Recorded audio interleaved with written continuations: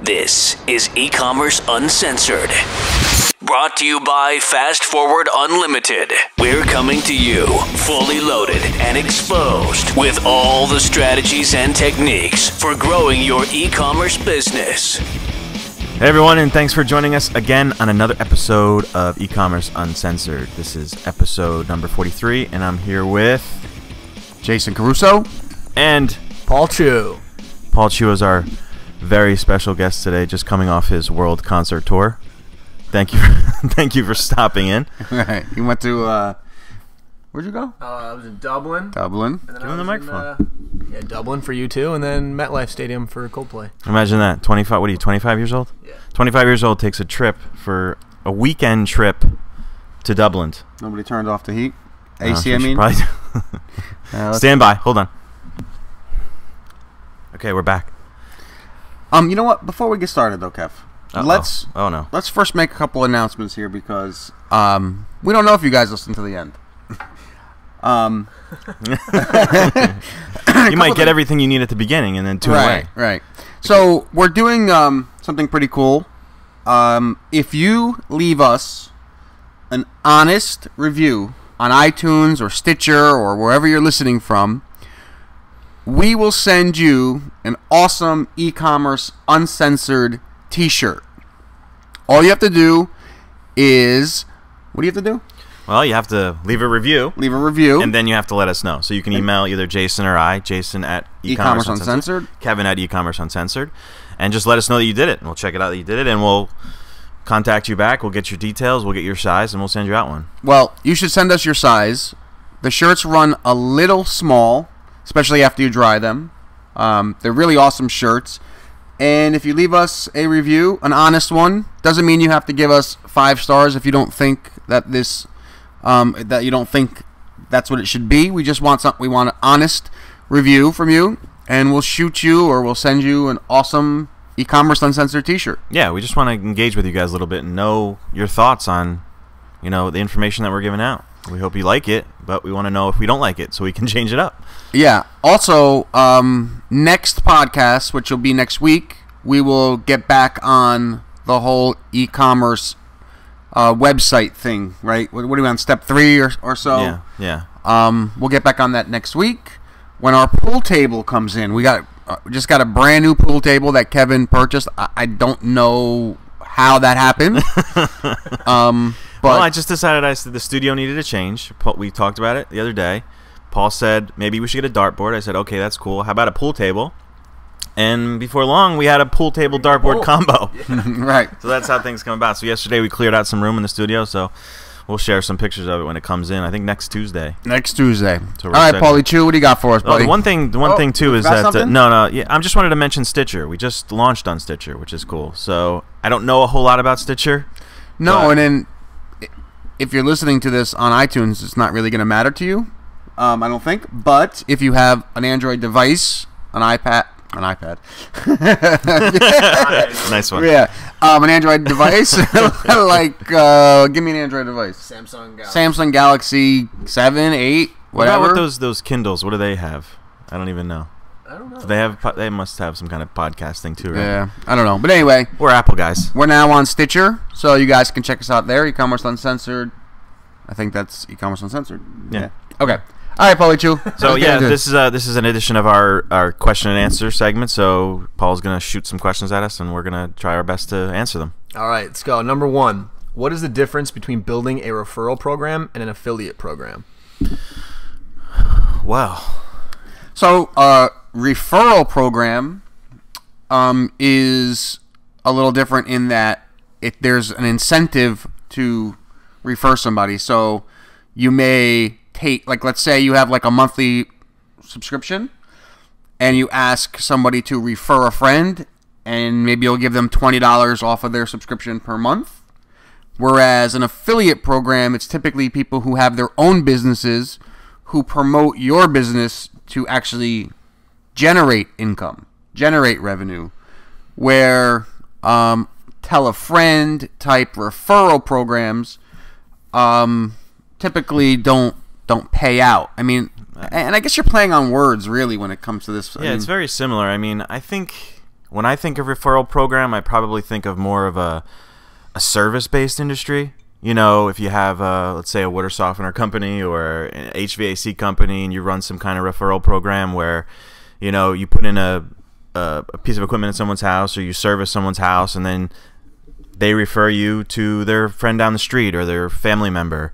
That's what I feel more of a referral program. For a discount, right? Yeah. And they get something in return. It's not necessarily revenue generating. It's more savings generating, or centric. I don't know if it's an ongoing thing for one person. Like if you refer someone to a company, it's not like recurring, right? And more of an affiliate program would be an ongoing, you know, source of revenue from promoting other companies. You know what I mean? Yeah.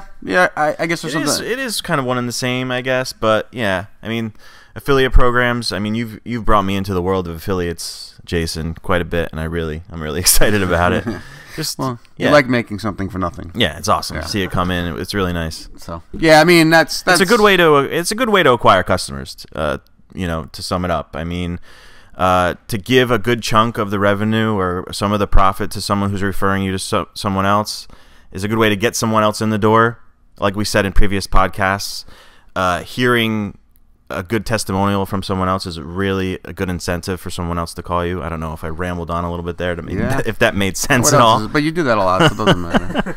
What I'm saying is, like, it goes a long way when someone's cousin hears that they got something good from another company. It pushes them to make another sale. And just so that we're clear, you know, I think that we're kind of like nitpicking there a little bit. I mean, I think you can interchange the words depending on what you're, you know, I don't really think there's like a clear answer per se, but if there were to be one, that would be, I think, the best explanation. You can kind of use them one and the same though. Yeah. Okay. Moving on to number 2. Is using scarcity as an influence to get customers to buy online a successful method? And if so, what are some of the best ways to do so? Ooh, I like this one. Let me start. So, scarcity does work. However, and you know, I don't want to sound like a hypocrite because I've used it before and sometimes always haven't been like quote unquote honest about it. But I think real scarcity does work. But it's a longer term thing. So if you have like a product that maybe is seasonal or maybe that kind of launches in the beginning of the year, but then at the end of the year it's not there anymore, and then people sort of learn that you're really going to shut it down, or in some cases maybe you're working with an apparel company or you have apparel products and you're doing like some sort of blowout sale, like a summer blowout sale, you can say like, look, we have limited quantity, and that does sort of work. Also, you could say, you know, ending in 7 days. This offer is ending 7 days. We just ran an offer for one of our clients, a summer offer that it did really end, and we did see some really awesome results. So I think, you know, scarcity really works, but it really has to be like real. Like, I've used it before where people are like, I know this is not, like, you have as much of this as you want. Like, we mainly see that like in the info product industry, so to speak. Like in that niche, people are like, it's an info product. I mean, of course you have more of it. Now you may close it, enrollment may close. In that scenario, that it works, but it has to be real, and it has to. They have to know that it's real. I mean, I don't think it works too well when it's obvious that it's not going to end. Yeah, when you keep doing it over and over again, it's pretty obvious, and I agree with you. I mean, it's one of our key points to our email marketing strategy is to add scarcity to email campaigns. Like the campaign that Jason's talking about, we added a countdown timer that actually was, the end date of the coupon that they could use. So it will increase your click-through rates. And if you send out a few emails leading up to the end of something, it can really gain momentum. So yeah, it's a great way to Yeah, and it's one thing that I think a lot of the stuff that we talk about, a lot of stuff that we do, when somebody sees this stuff, and I hope I explain this properly, but it's like it's a moment in time that doesn't necessarily, in the whole big scheme of things, mean anything, right? Like, they see it in an email, and it's going to end. They know it's going to end. Does that actually force them to buy something? Does it actually push them? And, our evidence is that, and I don't know why this works, but our evidence shows that it does. Like, it actually, people don't like to lose, like, an opportunity. But does that mean, like, when someone leaves it, they necessarily, like, are thinking about it ever again? Probably not. I don't know if that makes sense, but, like, I look at it like, when I see something like that, I don't necessarily think, like, oh my God, this person's going to stop selling this forever. But, maybe that deal will never happen again.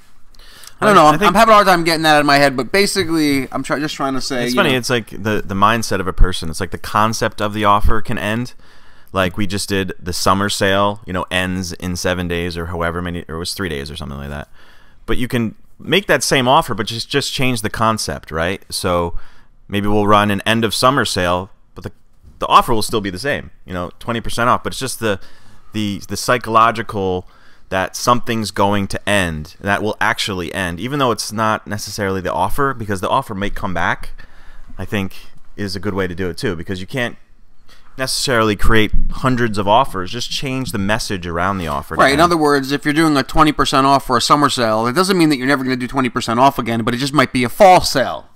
Now I know in different niches, it's definitely different. Like the sunglass guys, it does matter because they have different styles that come in, right? So like the summer styles are going to go out come August or September or whatever, and then the new styles come in. So yeah, I mean, there may be a real, end to that sale, but there may be another 20% off with the newer models. Yeah, totally. So, anyway, we kind of went on and on about that one, but I kind of like that. Yeah.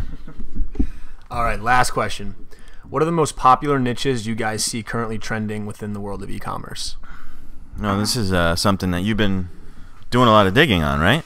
I have. I don't know if you've pinpointed the exact niche or a couple niches, but... Yeah, so my experience, I think Amazon is changing a lot of things, right? Like, it's hard to compete with commodity-type products, like little odds and ends. I think Amazon has that market, like, crushed. Like, I think that's a very difficult place to start an e-commerce business. What I am seeing, though, are a lot of, like, number one, I'm seeing, like, brands where people are building brands around, let's say, clothing or whatever. They're building a brand. Amazon can't compete with a brand, right? So, like, Amazon can't compete with Apple. Doesn't matter how many computers Amazon sells, it'll never be Apple, right? It's just not possible. Seeing that, I'm also seeing a lot of, like, and there's no specific niche, but basically people are finding products that are selling and then just drop shipping them. Like, I see that a lot. So it's not necessarily just like one niche. It's like find a product that sells, find a few products that are selling, and then create a niche around that. So I haven't seen much in the way of like a specific niche, but I've seen like specific products, like summer products or camping products or stuff like that, where people are finding hot products and then they're just selling them because they know that people want the product, and it's just a matter of creating ads.